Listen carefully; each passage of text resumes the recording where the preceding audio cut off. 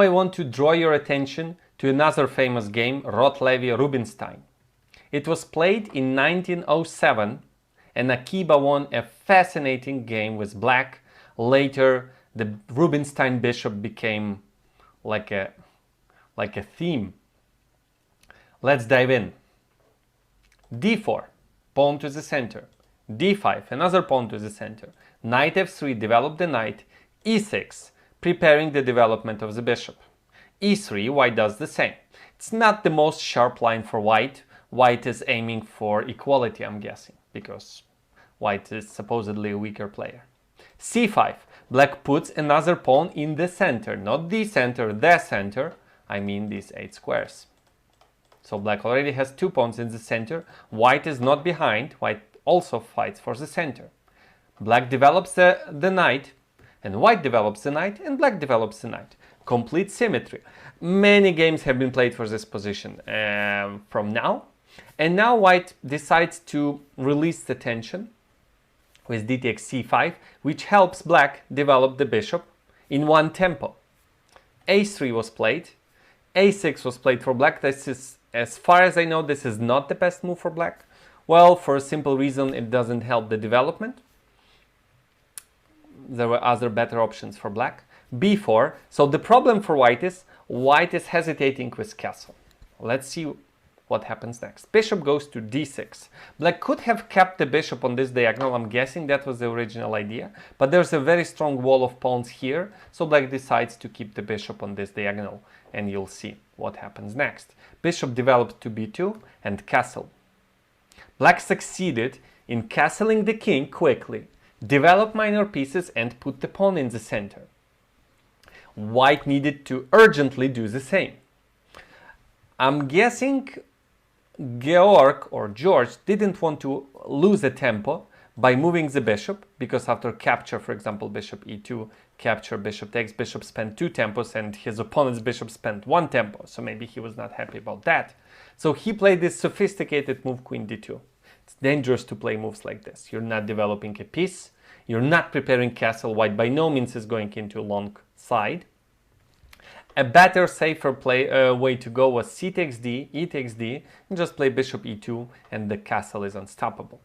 For the record, again, if you want to learn tactics, I welcome you to my other course about tactics, understanding chess tactics. You may wonder why I didn't take on d5.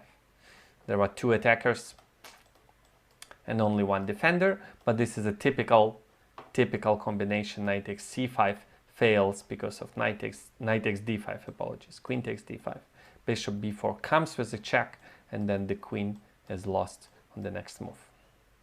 Alright, back to the game. White played queen d2 and black decided to take a risky approach by sacrificing the central pawn with queen to e7. Apparently, it was justified to eat that pawn. White could have taken this pawn, takes, but this is risky, dangerous approach that seems to work if white is a very sophisticated player. Modern engines, I think, even prefer white. From a human point of view, it was safer to still go bishop e2 and castle. White decides to go bishop d3, so I don't follow the logic of queen d2 then.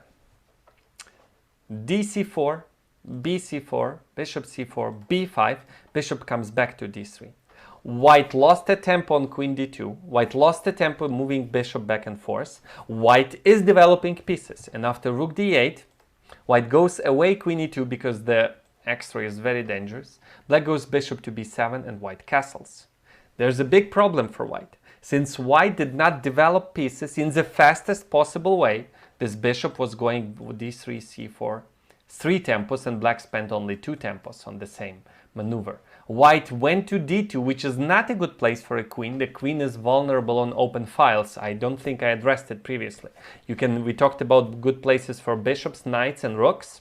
The queen enjoys attacking the king. You'll see in this game how the queen could be very powerful when it comes to attacking the king.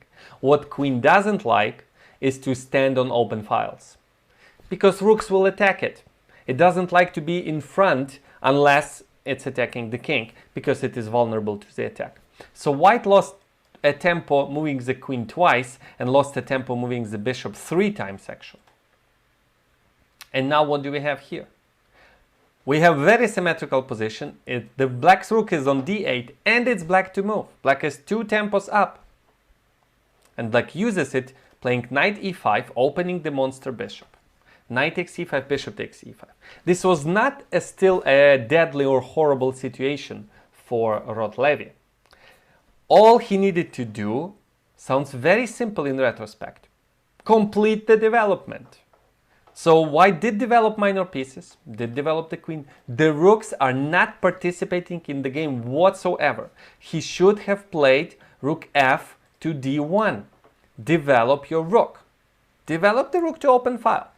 My guess is that, as he was a sophisticated player, he have seen that the knight on c3 is under attack and pawn on h2 is under attack. And after queen c7, there were double attack, he loses material. However, if he really felt the dangers of not developing quickly, he would say, hold on a second, development is really important.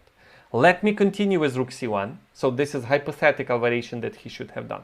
Bishop takes h2, that's fine, I take on h1, but now I have a threat on the c file. Black should move the queen, for example, to b8. And now white already have some compensation because it's white to move all the pieces in the game. And white can make use of it tactically. Surprising tactic. Bishop takes h7, knight takes h7, rook takes d8, queen takes d8, and king takes that bishop. And now we're even. And white is fine. So what did Rotlevi need to say to himself? I am very behind in development. I need to do it as fast as possible. I have no time for anything else. I should do it now. And I would support it with calculation. Granted, this was not an easy calculation. Let's get back to the game. In this position, he went on to play f4. Technically, he's putting a pawn in the center. Technically. But the fight for the center should be right in the beginning of the game. Then you should develop pieces and castle.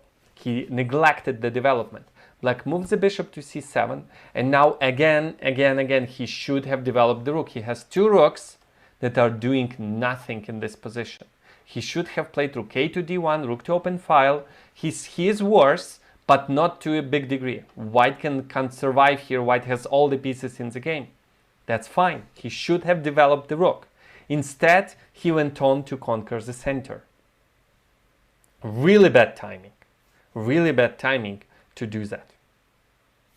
White loses this game because white cannot make use of 10 pawns in his army. I mean the 2 rooks. Take a look how Rubinstein uses it in perfect fashion. Rook to c8, completing the development, 2 rooks on open files. Amazing. e5, well, white sticks to the premise that I'm gonna get the center. Development now is much more valuable than the center. You need the center to complete the development, to have room behind the pawns, not for the center, it's for center's sake. The center is a tool to develop your pieces and castle. It's not the goal. Bishop went to b6, that's a check.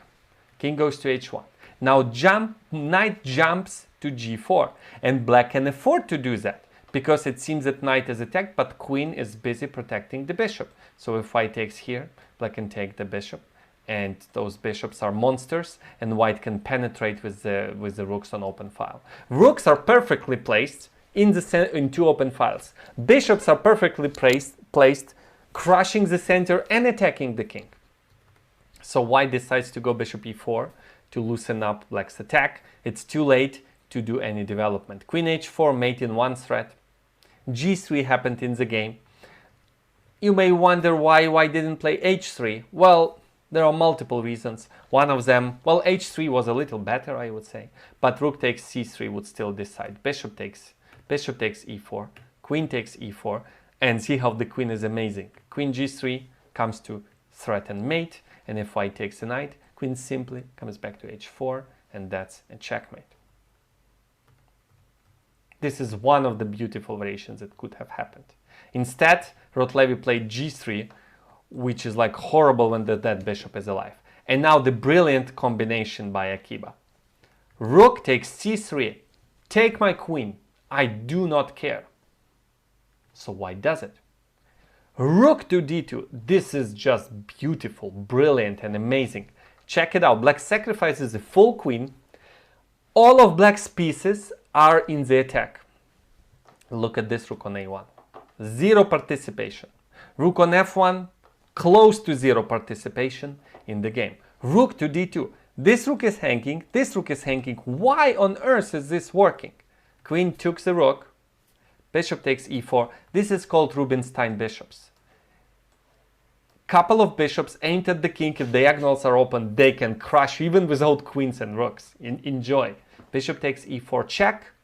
What do? King cannot move. You have to cover yourself with the queen. And now this isn't checkers. Rook takes quiet move, rook h3. And there's no defense from rook takes h2. There's a pin here. The game could have continued. Queen takes the bishop. And now checkmate. Perfect checkmate. No unnecessary pieces. There is no defense from rook to h2. So I think this is the most famous position. Rook to d2. This is what they put as a screenshot of an amazing game that Akiba played. But if you look deeper, why did it happen? Imagine for a second this rook was here or here. It would never have happened. The rook is fully participating on an open file. White neglected the rule of developing the pieces. Instead, White focused on the center for the sake of the center.